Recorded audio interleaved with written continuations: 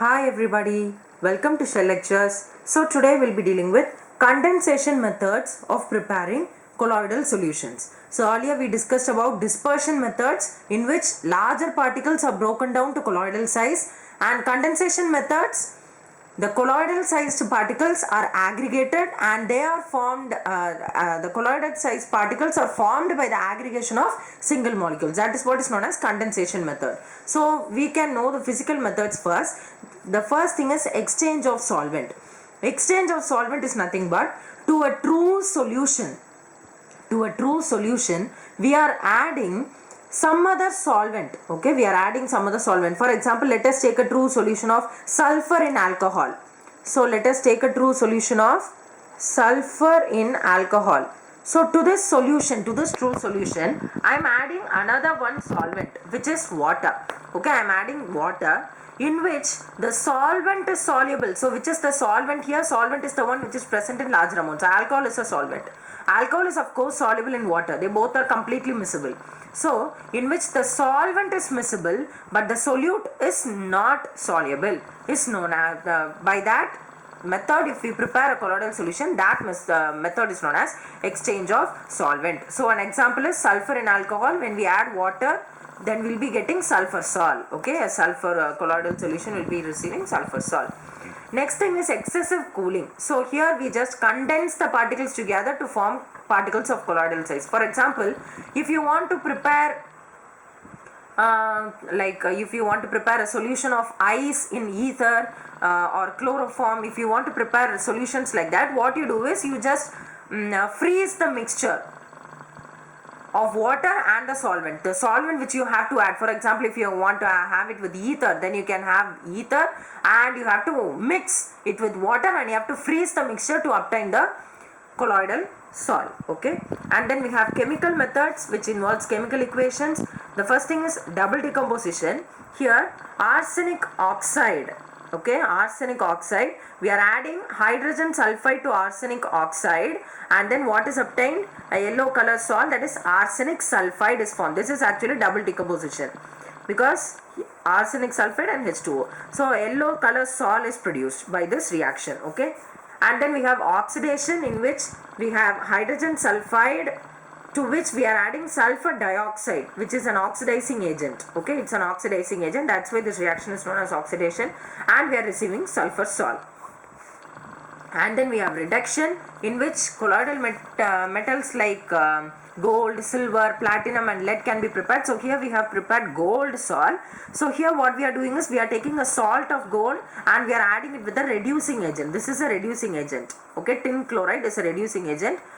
This is auric chloride. So this is the salt of gold which is being added with reducing agent to obtain salt. And then we have fourth method of chemical methods, that is hydrolysis. The name itself says hydrolysis. So addition of water. So to a salt we are just adding water. Okay, ferric chloride is taken here. We are just adding water and we are preparing ferric hydroxide salt. Okay, iron hydroxide salt we are preparing. So this is how the colloidal solutions are prepared by means of condensation, physical and chemical methods. Now we have to know about the purification of colloids. So now we have to know about the purification of colloids. So the first thing here is dialysis.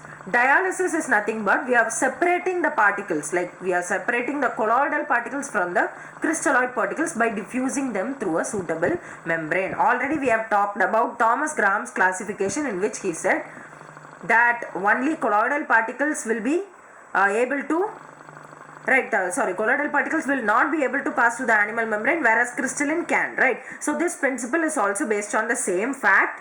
Okay, so here we are taking a colloidal solution and here the colloidal particles cannot pass through the parchment membrane, but the ions can pass. Am I right? Ions of the electrolyte. So they are the ones which cause the impurities. So they can pass through the animal membrane, whereas the colloidal particles will not pass. So what happens when you are placing this? The impurities just diffuse out of the bag and the pure colloidal solution will be present inside. Okay, so after the distillation, immediately the water must be changed, because again the diffusion may happen back. Okay, so for example which we can say is from ferric hydroxide salt, just we can separate the impurities by HCl. HCl is an impurity in ferric hydroxide salt which can be removed by dialysis. Okay, prolonged dialysis also can cause the colloid to coagulate. Okay, it may also lead to coagulation, that is precipitation, so we must also be careful. Then we have electrodialysis, electro, which means electricity, right? So the dialysis process can be made faster just by applying an electric field. Okay, so but the very importantly, the impure colloidal solution in these two must purely be ionic. Okay, only then these two processes can be adopted. Then we have ultrafiltration. This is another type of purification of colloids. We know that in ordinary filter paper, definitely the salt particles can pass through. Why? Because the pores in the ordinary filter paper are very larger. Am I right? The size of salt particles are very small, whereas the pores of the filter particles are, filter paper are very large. So the particles can of course pass through the filter paper. But if the filter paper's pores are made smaller, how can we make them smaller? We are dipping it in a solution of gelatin, or we can dip it in a solution of collodion, which is a 4% solution of nitrocellulose in mixture of alcohol and ether. Okay, so ordinary filter paper colloidal particles can pass through. So if I want to make it smaller, what should I do? I should dip it in a solution of gelatin or collodion. Collodion is a 4% solution of nitrocellulose in mixture of alcohol in ether, and if I harden it using formaldehyde soaking, then what will happen? The colloidal particles can be retained and the true solution particles alone will be escaping. Okay, so with ordinary filter paper this process cannot be done, but if you are doing these processes like gelatin, collodion and formaldehyde, this process can be successful. Okay, that kind of process is known as ultrafiltration, and such kind of a filter paper is known as ultrafilter. So now we must know about the properties of colloidal solutions. The first thing is heterogeneous, that is they differ in size and they are not at all homogeneous. Okay, they do not seem to be homogeneous, they are heterogeneous.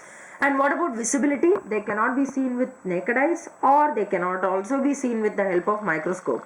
Okay, but they scatter light. Okay, whenever colloidal particles are actually given with a light beam, they just scatter light and they become visible as bright spots if you are in a dark background. Okay, through an ultra microscope you can see the colloidal particles as bright spots in dark background. Okay, so this is what is about visibility. And then we have filtrability. Colloidal particles pass through ordinary filter paper, right? But ordinary filter paper size is also, if it's very large, then if the pore size is very large, it can pass through. Or if it's ordinary filter paper, it can pass through, but through parchment or any animal membrane, it cannot pass through. Okay, and then we have surface tension and viscosity. So here for lyophobic salts, as there is not even an interaction between the dispersed phase and the dispersion medium, surface tension and viscosity are almost the same. Okay, because they don't have proper affinity. But on the other hand, lyophilic salts show a higher degree of affinity. Am I right? So these properties are modified. That is, in which the viscosity is maximum for the lyophilic salts. Okay, but the surface tension is lower for lyophilic salts, whereas for lyophobic salts both of them are similar. That's why I brought them into a single topic. And then we have color. So the color of the colloidal solution depends on the wavelength. Okay, we can find it using the wavelength of the particles which disperse the light. Okay, the light will be dispersed. You know, the light, the color of the wavelength of the light decides the color of the colloidal solution. Okay, also the wavelength of the light decides the size of the particles and nature of the particles. For example, let us see silver salt. So when you are just suspending the solution, the silver salt solution with light, what happens is the color of the colloidal solution also changes, in which the observer sees the light. Okay, so you can see that the wavelength of the scattered light only tells us the color of the solution. Also, if you take mixture of milk and water, okay, and you are reflecting a light through it, then it will appear blue. Okay, but if you are doing it with the transmitted light, it will appear red. Okay, so this is what the color depends upon the wavelength of the scattered light. And then we have colligative properties. Number F is colligative properties. Colligative properties are nothing but properties which depend upon the number of solute particles. So here, as the colloidal particles are of larger size, the number of colloidal particles will be very low, right? So these solutions do not exhibit much colligative properties, but they do exhibit to a lesser extent. And talking about optical properties, very importantly, they exhibit Tyndall effect. Tyndall effect is nothing but when a beam of light is passed through a colloidal solution, it scatters light. Okay, it scatters light. A path of bluish light is observed, which was first proved by Faraday and then later by Tyndall, and hence it's known as Tyndall effect. Okay, so if you are just the beam of light rays when it's reflecting, if you just draw a cone at the point where these light rays meet, then it will be called as Tyndall cone. So Tyndall effect, for Tyndall effect to occur, two conditions must be satisfied. That is, the particle which is dispersed, the particle which is dispersed by the beam of light must have diameter slightly greater than the wavelength of the light. Okay, so the sentence is the diameter of the dispersed particle is not much smaller than the wavelength of the light used. Also, the refractive index of the dispersed phase and the dispersion medium should differ greatly in magnitude. Okay, so the dispersed phase and the dispersion medium's refractive index should differ greatly in magnitude. And then we have last thing, that is kinetic properties. So when we are examining a sol under an ultra microscope, we can find that for individual particles, if we see for individual particles, it's clearly observed that the particles are continuously in a state of motion, in a zigzag path. This kind of zigzag motion which is exhibited by colloidal particles in the dispersion medium is known as Brownian movement, which was first observed by Robert Brown. Okay, so we can say that this Brownian movement, the zigzag movement of the colloidal particles in the dispersion medium, is the reason for the unbalanced bombardments by the molecules in the dispersion medium. So as they are moving here and there, unequal bombardments occur. Okay, so then in the next video we'll be seeing the next part of this lesson. Subscribe to my channel if you have not done so far. Like and share this video to whomever you know. Thank you so much for watching.